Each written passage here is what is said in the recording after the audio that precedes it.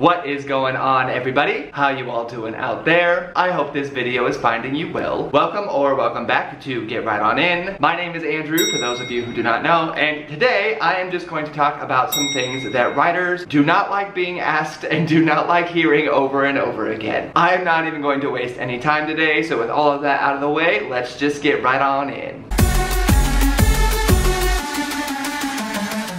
Okay, first step, can I be in your book? Here's the thing, most people who come into contact with writers are going to impact their work in some way or another. Whether positive or negative, book or blog, the people who come into a writer's life are always subject to scrutiny, for real. The thing is, on the flip side of that coin, not everybody actually likes to be written about. Even those who ask if they can be involved in some way, shape, or form might not always like the end result. They may feel misrepresented or judged, especially if they mix up who is actually based on them. And while we're on that topic, let's focus on the key word there, based. Think about like a horror movie or a book when it comes out and it might say that it's based on a true story. While some things may actually be grounded in reality and have happened for real, most of the events are actually exaggerated for the story so that it makes it more appealing to the reader or the viewer. So it's not always about you, even when it is about you. Just remember to be careful what you wish for, and at the end of the day, whether it's positive or negative, you should be glad that there is something about you as a person that is forever immortalized in fiction. Next step, when is your book going to be done? Counter question, who's going to give me the money for an editor? Or if I decide to self-publish, who is going to help me out with the interior design,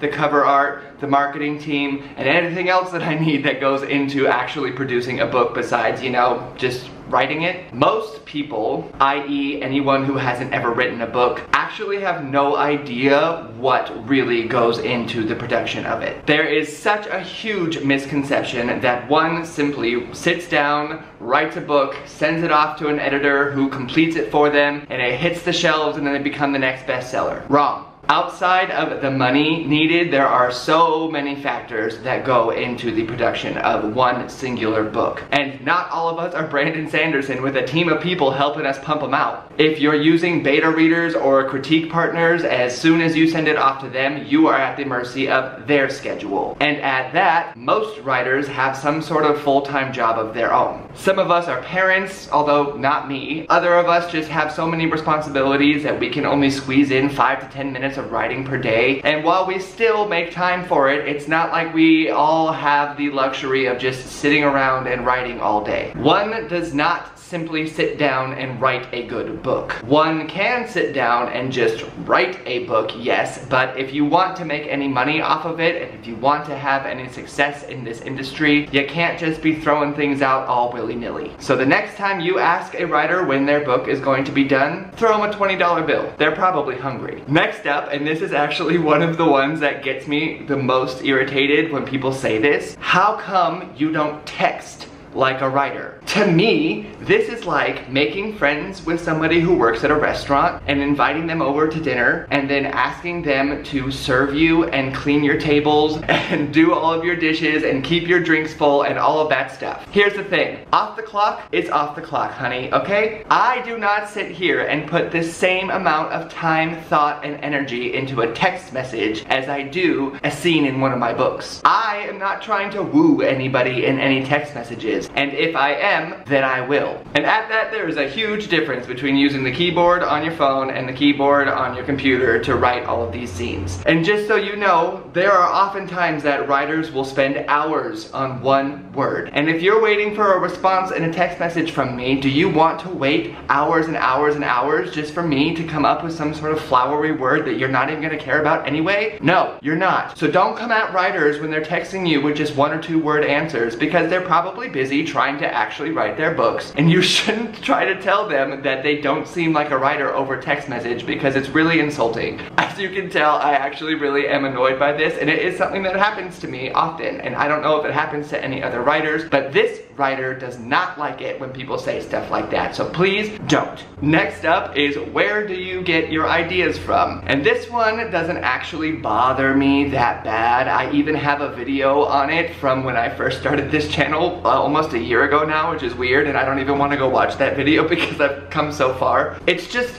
that it's actually really hard to explain. There's usually some sort of huge amalgamation of events that happen in life that build up into one singular story idea. Most of the time, it seemingly just comes out of nowhere. As it gets explored, it then becomes more obvious which life events have come into play to inspire or create this idea. But to be honest, it just doesn't sound that exciting if you just simply say, ah, it came to me out of nowhere. People don't really believe it, people don't really understand it, but at the same time, at the end of the day, the truth of the matter is, that's actually kind of the truth. Usually the idea does just come out of nowhere, and as I said, it just takes that amount of exploration for the writer to then understand what they have been through that has gone into the influence of this text. A lot of times that question is also asked in the hopes that you, as the writer, can help them, as the incumbent, come up with ideas on their own. Which, if that is you,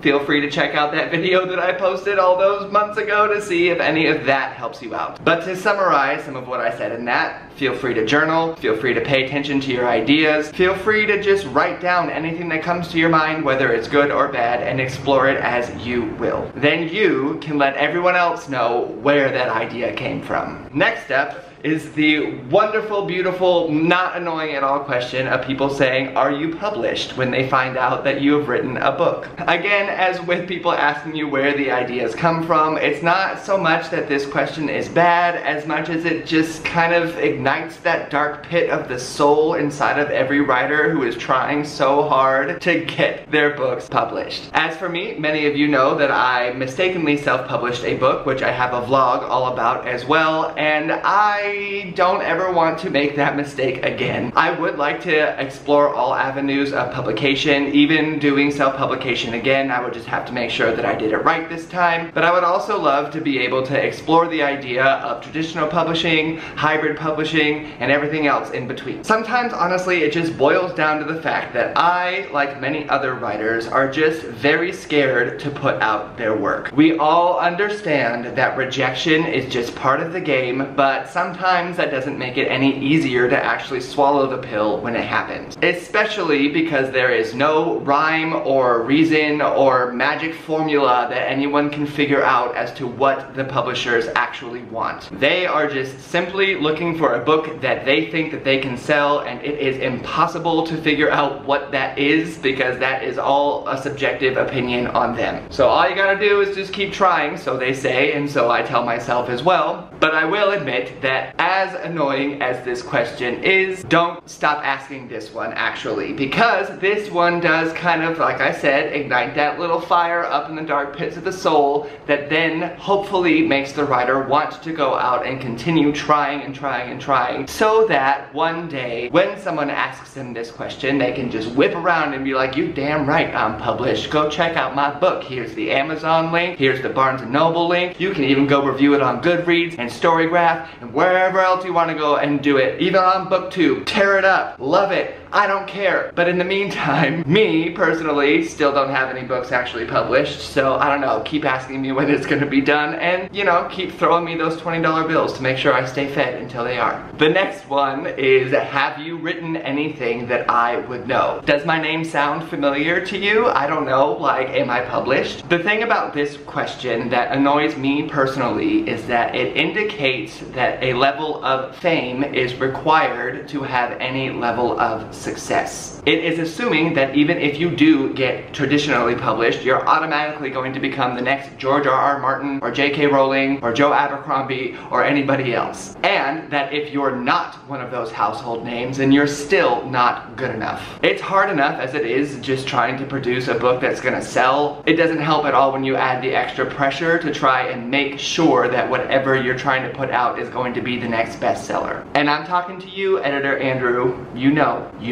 At that, I also think that a lot of writers shy away from the idea of fame. Writers are naturally introverted kind of people, so I, for one, am not really into the idea of people digging through my trash and looking for manuscripts that I have thrown out to try to decode what's going to happen in my next book. I don't need the droves of people getting mad at me for taking too long producing the next work. I don't need any of that shenanigans, and sometimes I feel like I have just as much of a fear of success as I do of failure. Failure is in your control. Success is not. So I don't know, maybe one day I will have produced something that you all would know and I would become a household name, because even though I can sit over here and say that I don't actually want that, yes I do. And last up comes when you tell people that you are a writer or you want to pursue a career in writing. That's not very lucrative, is it? No, it's not. Well, I mean, it can be, but generally, no, it's not. It all depends on so many things, including, as I mentioned a minute ago, the fact that success is completely out of your control. That's one of the things I think that sucks so much about being a writer sometimes, is the fact that it is completely up to other people to determine your monetary worth. Even if you sell a book to a publisher, and even if they market it well, that doesn't automatically mean that people are going to buy it. As with selling the book to the publisher in the first place, there is no formula, no rhyme, no reason to understand what makes someone want to buy a book. But that's also where the idea of faith, persistence,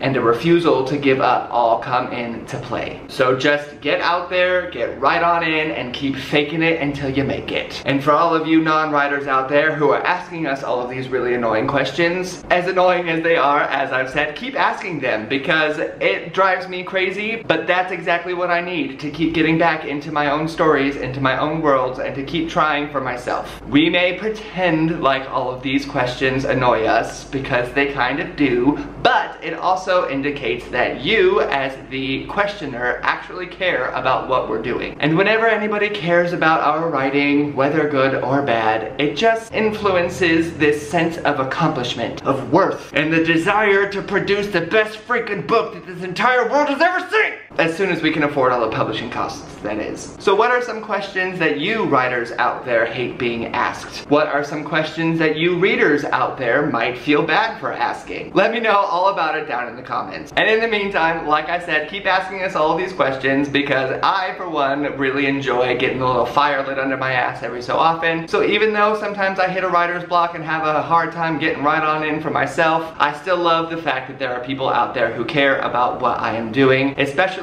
those who keep asking me about the sequels to my book that I have taken off the shelves, and the rewrite of that book and where it's coming, and all of the other books that I talk about on this channel. But on that note, the work in progress tag that I did in January on my restaurant horror story book thing, I just finished a draft of that the other day, and I'm working on a query letter to send it out to an agent. So I mean, hey, because y'all keep asking me, I keep writing. So I, for one, enjoy being asked all these questions, as annoying as they are, but I just wanted to shed some light that sometimes they are just annoying questions to be asked. Thank you all so much for watching this video today. If you enjoyed it, I would love it if you gave it a little thumbs up, as well as potentially considered pressing on that little subscribe button to join me on Tuesdays and Thursdays, and sometimes on Sundays, for bookish and writerly and entertainment-y-esque content just like this. In the meantime, I hope all of you annoying question askers have a day just as beautiful as you, and I will see you all in the next one. Bye!